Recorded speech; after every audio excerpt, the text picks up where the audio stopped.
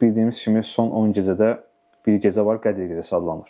Bu barədə sual var ki, Qədir gecəsi nədir və bundan necə istifadə etmək lazımdır həmçinin və sabit bir gündə mi olur, yoxsa dəyişkəndir, yəni bir il başqa ildir, gələn il başqa, yoxsa ancaq ya 27, ya 25-də onu gözləmək lazımdır. Həmçinin Quranda o barədə işarələr varmı?